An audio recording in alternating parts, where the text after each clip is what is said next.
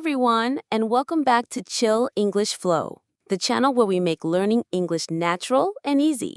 That's right. I'm Jake, and I'm here with Sophia. Thanks for joining us for another episode. Today, we have a super common and useful topic for you. We do. We're going to talk about making plans for the weekend. This is something you'll talk about all the time with friends and colleagues. But before we start, if you're enjoying our lessons, please take a moment to hit that subscribe button and give this video a like. It really helps our channel grow and allows us to create more content for you. Exactly.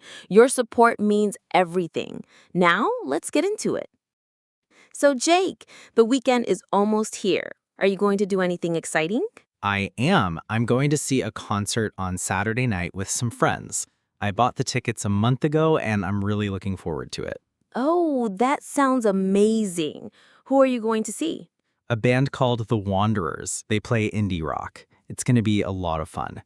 What about you? Do you have any plans? That sounds great. I think I'll have a more relaxing weekend. I've had a really busy week, so I'll probably just stay home and unwind. A quiet weekend is sometimes the best kind. Are you going to binge watch any shows? Definitely. There's a new series I want to start. Maybe I'll order a pizza and just chill on the sofa.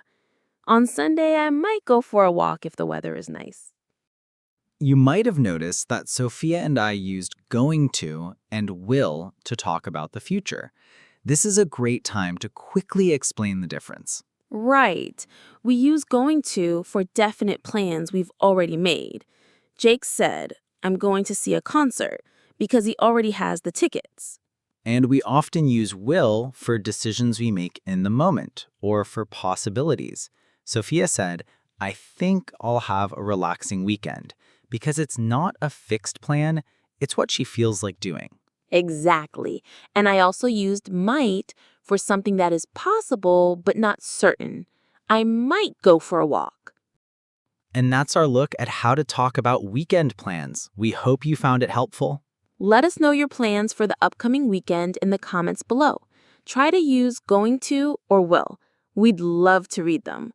Thanks for watching, and we'll see you in the next episode of Chill English Flow. Bye for now.